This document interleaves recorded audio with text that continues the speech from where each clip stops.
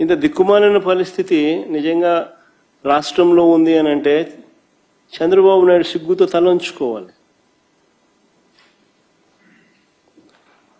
అడుగుతాను, సీజన్ రాగానే రాష్ట్రంలో ఎంత విస్తీర్ణంలో పంటలు సాగు చేస్తూ ఉన్నారు అని ఎవరైనా లెక్కలు కడతారు కదా.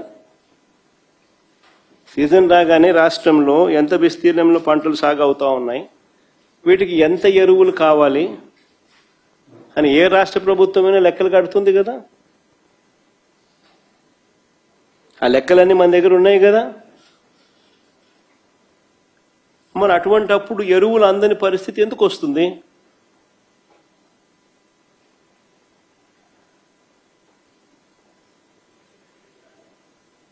మొన్న ముఖ్యమంత్రి స్టేట్మెంట్ చూశాను, నేను ఆశ్చర్యపోయినా. నేను ముఖ్యమంత్రి గారు అన్న స్టేట్మెంట్, ఈ ఖరీఫ్లో 6,65,000 6.65 లక్షల మెట్రిక్ టన్నుల యూరియాను నేను సప్లై చేశామని, గత సంవత్సరంతో పోలిస్తే 97,000 టన్నులు అధికంగా ఇచ్చామని ముఖ్యమంత్రి స్టేట్మెంట్ ఇది.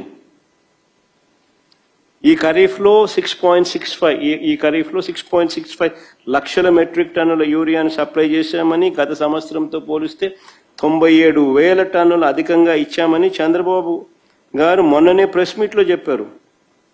ప్లే చేయమ్మది ఒకసారి ఆయన అన్న మాటలు కూడా. దగ్గర 3 లక్షల టన్నులతో ఓల్డ్ బ్యాలెన్స్ ఉంది. దాంతో కలిపి ఇప్పటికి 6,65,000 మెట్రిక్ టన్నులు యూరియా అందుబాటులో పెట్టాం. గత సీజన్తో పోల్చుకుంటే ఈ రోజు ఈనాటికి 97,000 మెట్రిక్ టన్నుల యూరియా అధికంగా సరఫరా చేశాం. రైతులకు ఈ మొత్తం యూరియా కూడా చేరింది.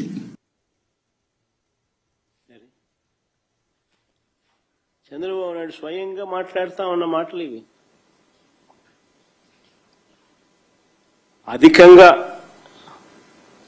పాత బ్యాలెన్స్ కాక 3 లక్షల టన్నుల పాత బ్యాలెన్స్ కాక 6,65,000 టన్నుల యూరియాను సప్లై చేశామని, గత సంవత్సరంతో పోలిస్తే ఇది 97,000 టన్నులు అధికంగా ఇచ్చామని ఏకంగా ముఖ్యమంత్రి చెప్తా ఉన్న మాటలు ఇవి.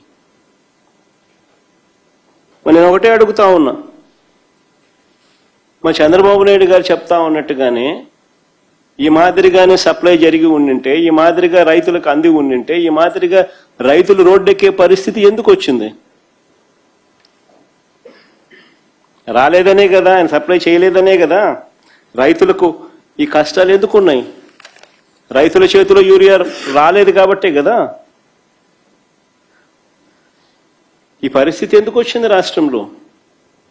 కారణం ఆర్బీకేలను నిర్వీర్యం చేశారు, ఈ క్రాప్ వ్యవస్థను నిర్వీర్యం చేశారు, పిఎస్సీలను నిర్వీర్యం చేశారు, ప్రైవేట్కు ఎక్కువ కేటాయించారు.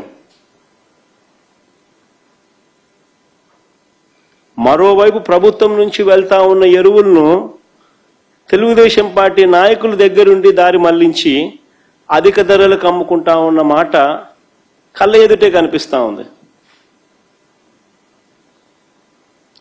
అది కూడా చూపించమ్మా.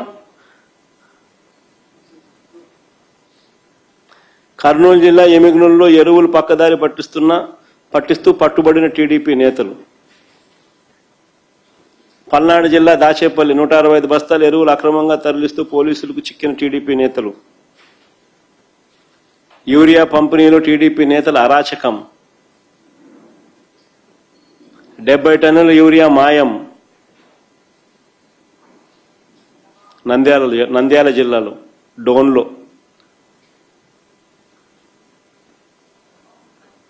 అంటే ఒకవైపున ప్రభుత్వం నుంచి వెళ్ళిన యూరియా అంతా కూడా, ఎరువులన్నీ కూడా టీడీపీ నాయకులు దారి మళ్లించి అధిక ధరలకు అమ్ముకుంటా ఉన్న పరిస్థితి.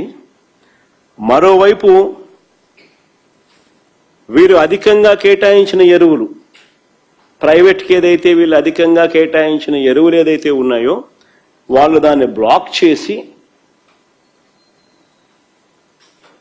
బస్తా ఏకంగా 267 రూపాయలు బస్తా యూరియా ఉంటే దానికన్నా 200 రూపాయలు అధికంగా, 200-250 రూపాయలు అధికంగా దాన్ని బ్లాక్ చేసి స్కేర్సిటీ క్రియేట్ చేసి బ్లాక్లో అమ్ముతా ఉన్న పరిస్థితి.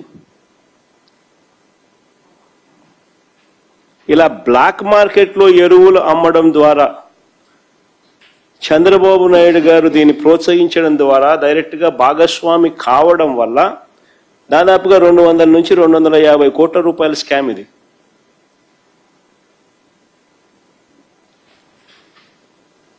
రైతులను పీడించి స్కాములు చేసి కింద నుంచి పైదాకా అందరూ పంచుకున్నారు.